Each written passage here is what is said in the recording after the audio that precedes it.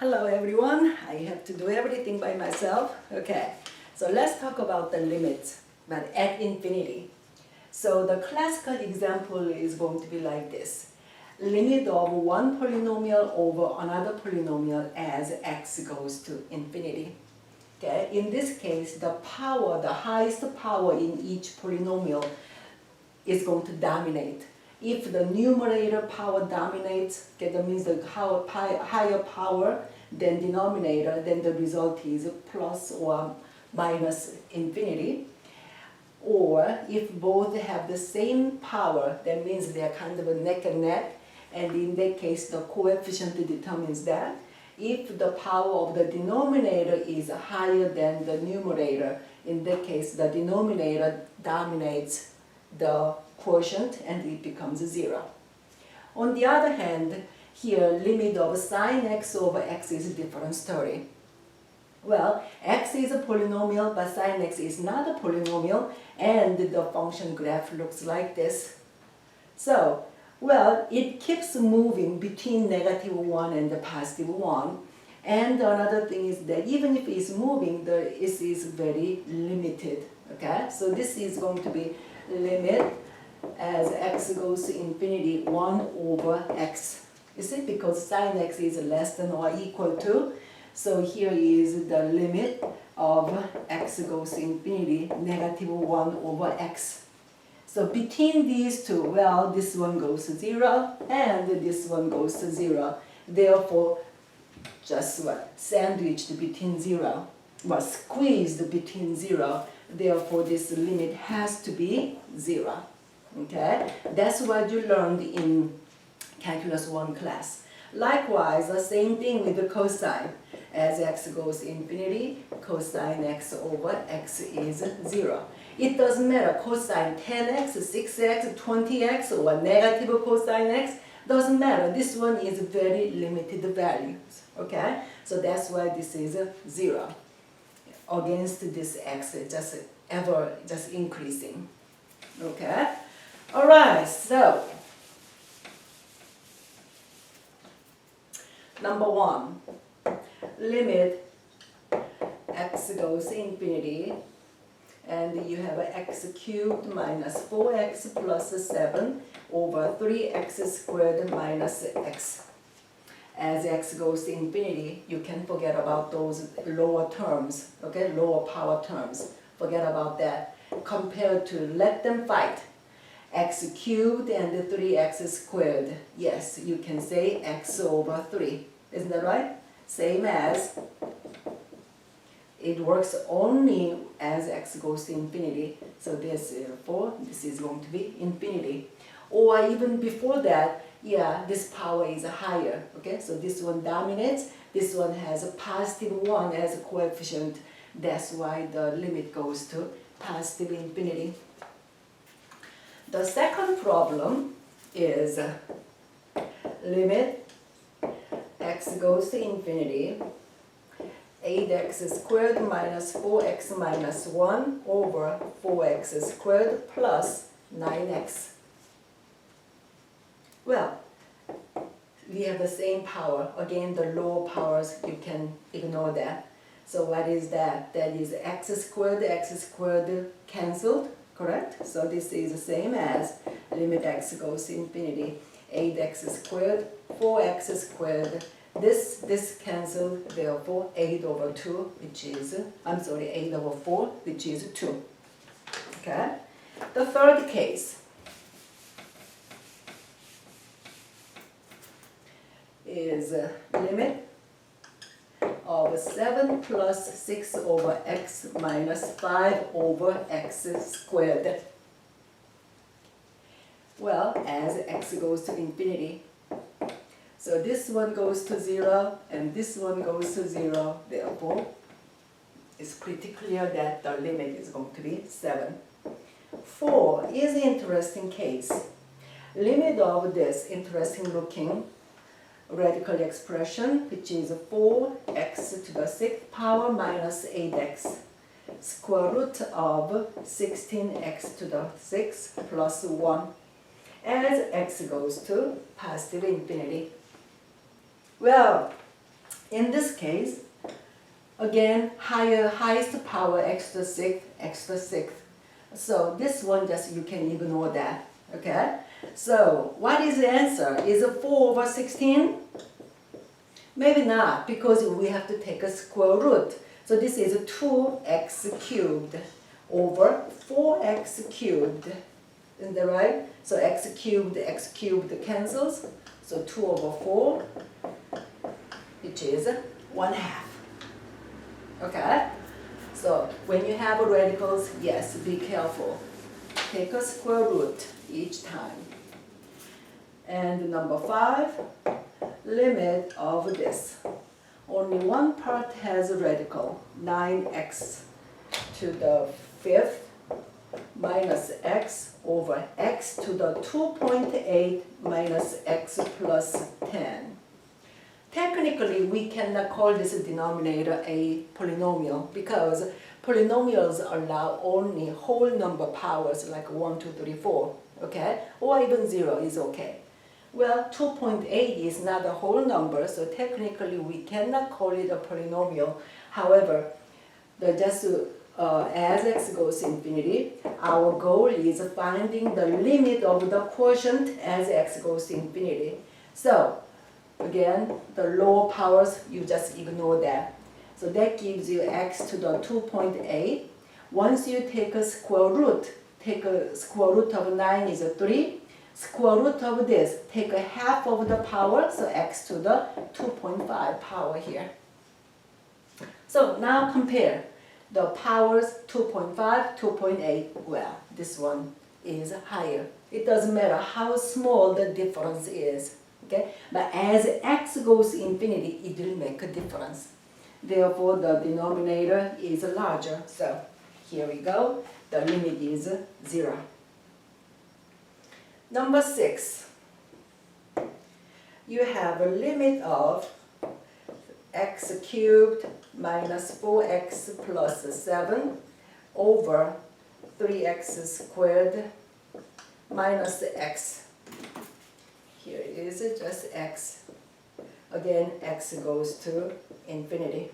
Oh, this time x goes to negative infinity. Alright? X goes to positive infinity or negative infinity. Over here, what you are going to do is compare the powers.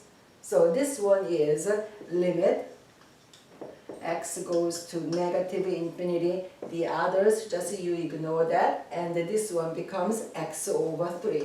Isn't that right?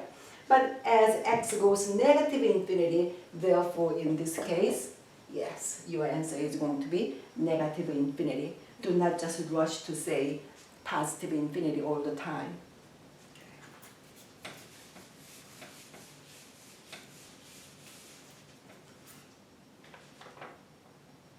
Here is number 7. Limit x goes to infinity, e to the x minus 1,000. 1,000 sounds big, but compared to this, e to the x, well, e to the x goes to infinity, so this one goes to infinity, so it is like infinity minus 1,000.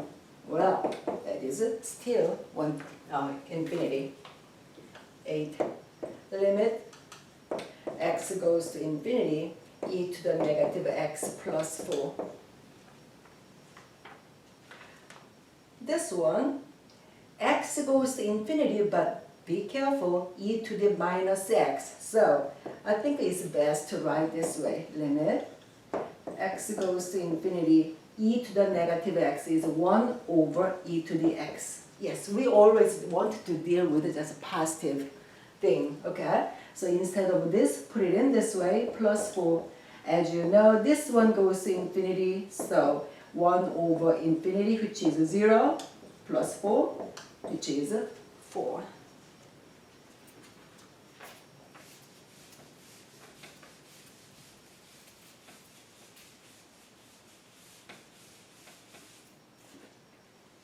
Number 9, limit of negative 12 over e to the negative x plus 2 as x goes to infinity.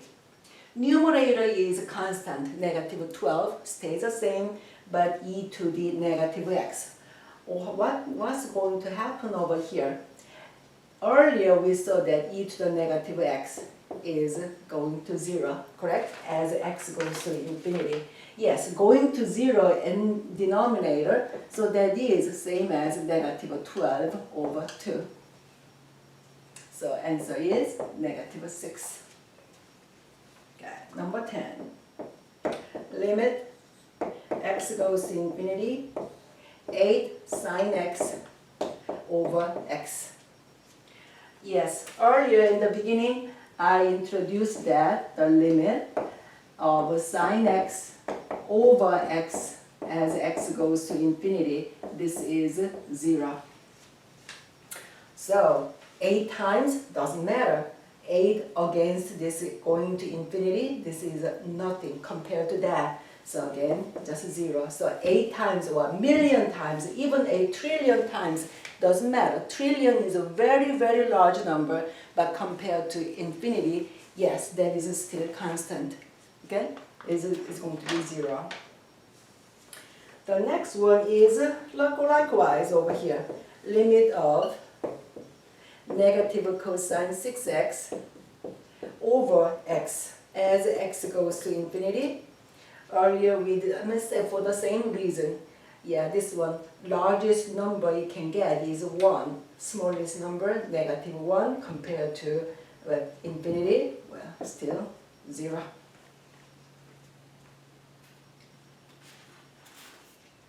And number 12.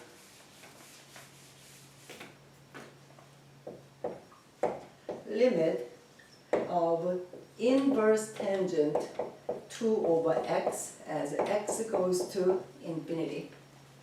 Well, you have a function inverse tangent of 2 over x. So what is going on over here? 2 over x. That part is going to be 0. So this is the same as inverse tangent 0, which is, yes, 0. Number 13. Limit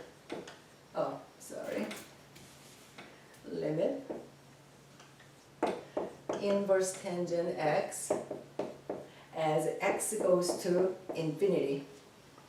It's quite different situation over here. This x is in denominator, then made 0, the answer is 0. But in this case, just straightforward, as x goes to infinity. So what is going on? It is like roughly, it is saying inverse tangent of infinity. Is that right? Okay, roughly. So what kind of angle is that where this tangent takes infinity? In other words, you may say undefined. The tangent is undefined. So look at the graph of a tangent function. Tangent function is, unlike other sine or cosine, it has discontinuities, and it has periodically vertical asymptote. And the first asymptote from 0 is pi over 2 and the negative pi over 2. And whenever you have an answer inverse tangent, the range is going to be between just negative pi over 2 to pi over 2. You do not go outside these two, okay? So where this tangent x goes to infinity, okay? X goes to infinity, so you see this is inverse tangent, so going to infinity. Where is that? That is pi over 2. So that's why this answer is pi over 2. Yes, of course, if it were negative infinity, okay, limit inverse tangent of x as x goes to negative infinity. Yes, in this case, where tangent function takes negative infinity, which going down over here, so answer is negative pi over 2. So pi over 2, negative pi over 2, yes, opposite things are happening over here. Okay, one goes to positive infinity, the other goes to negative infinity.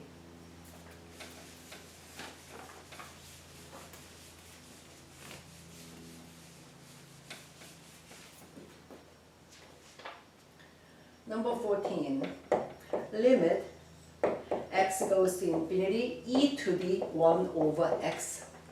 Well, x goes to infinity, so 1 over infinity is 0, so it's like e to the 0, which is 1. Number 15, limit 4 over x as x goes to 0 plus. Yeah, I want you to pay attention to this. 0 plus. So x goes to 0 from right. Okay? So this is the easiest way. Okay? You can say 4 over 0 plus. What do you think? Extremely small, but still positive quantity is divided over here by, 4 is divided by extremely small positive quantity. That will give you positive infinity. Well, can it get confirmed from its graph? Yes. So let's graph y equals 4 over x. Well, this function, domain is all real numbers except 0. So there is discontinuity at 0. Yes, when x equals 1, y equals 4. Yes, graph looks like this. So x goes to 0 plus. 0 is here, this side is 0 plus. So follow the graph. You go to the left toward 0.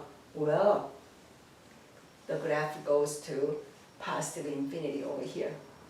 So let's see. Limit, same thing, of 4 over x as x goes to 0 minus. This time you go to 0 from the left. So as you do it, then you follow the graph, it goes to down. It goes down indefinitely, so it is going to be negative infinity. So 0 is neutral, but 0 plus is positive, 0 negative is negative. Okay? Extremely small quantity, but charged negative. That makes a huge difference over here. One is positive infinity, the other one is negative infinity. Okay?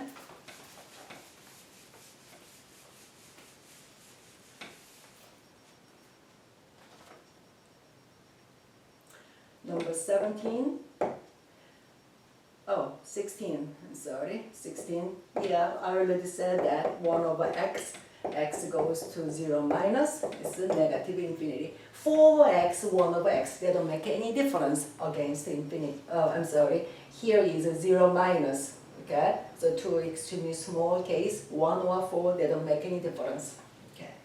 17, limit of sine x over x as x goes to 0. So now, yes, I did a pretty good amount of examples as x goes to infinity over here. Now that's we focus on 0 or any kind of some finite number. Okay. Well, in Calculus 1 class, you learned that this one as 1. Okay.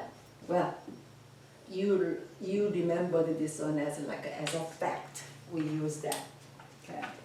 Well, I advertised that we are going to learn L'Hopital's rule. By the way, the reason I'm going over these problems is that when you do L'Hopital's rule, you can speed up your process. Okay? And another thing is L'Hopital's rule is so cute and easy to apply. So sometimes you just apply no matter what. Well, you have to meet, or this quantity, this expression has to meet certain requirements for you to apply the L'Hopital's rule. Okay? So you have to understand, in order to use L'Hopital's rule, the expression has to be indeterminate. Indeterminate. Does it ring a bell to you? In Calculus 1 class, we learned 2 types of indeterminate forms. One type is that, infinity over infinity, and the second type is 0 over 0. So infinity over infinity, do not say just, oh, I can reduce this one is going to be 1. No. Earlier, we do all these examples like number 1, 2, 3, 4, or number 1 to 6. Everything was infinity over infinity, but the answers were all different. Okay? It can be anything. Over here is 0 over 0. This is a case. Sine 0 is 0, of course this is a 0. So this is 0 over 0 case. 0 over 0 indeterminate case. Well, I'm going to give you a little preview for L'Hopital's rule. Well, it qualifies that it is an indeterminate form. You can apply L'Hopital's rule. So my LR is going to be L'Hopital's rule. Yes, you can apply L'Hopital's rule over here. And what does that mean? L'Hopital's rule said that when you have an indeterminate form, and if both are differentiable, yeah, sine x you can differentiate it, and x you can differentiate it also. In this case, you differentiate each one separately and differentiate this separately. Do not apply the quotient rule. Nobody likes a quotient rule. Yes, this is a time that you have a fraction, but you do not apply quotient rule. That's you differentiate the numerator and denominator separately. Did I say enough? Yeah, I hope so. Yes, so this is a limit. X goes to, oh, I'm sorry, not infinity. Oops. This is 0 as x goes to 0. Okay? Same condition, only just difference is we differentiate it. So we see the derivative, cosine x over 1. Now we reevaluate the situation over here. The limit problem changes to cosine x over 1 as x goes to 0. Well, what do you think? Cosine 0 is 1, 1 over 1. Yeah, at this time just straight, just limits. No derivatives, just limits. You apply the limit, 1 over 1, therefore it is 1.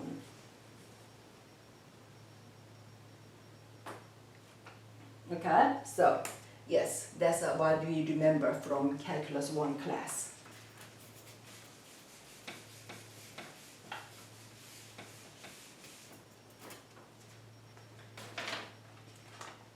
Next one is limit x goes to 0, sine 3x over x. I know many of you remembered you did this one in Calculus 1 class, and oh, what did I do? Well, the key is in Calculus 1 class, 3x, both as x goes to 0, yes, this one goes to 0, this one goes to 0, whether you have a 3x or x, the same thing. But in order to apply the thing that we used as a fact, we have to match 3x, exactly 3x over here. So our give and take idea, we give 3 over here and we are going to neutralize it, well, by multiplying by 3 over here. And then we match the 3x and the 3x. Is that right? Okay? So this portion of this limit goes to 1. Therefore, the answer is 3 times 1, that is 3. That is a Calculus 1 idea. Calculus 2, we apply the L'Hopital's rule. We do just for fun, small part, okay? Well, next time when you learn this in the L'Hopital's rule section, yes, it's not going to be as cute as like this or as likable as like this, okay? You may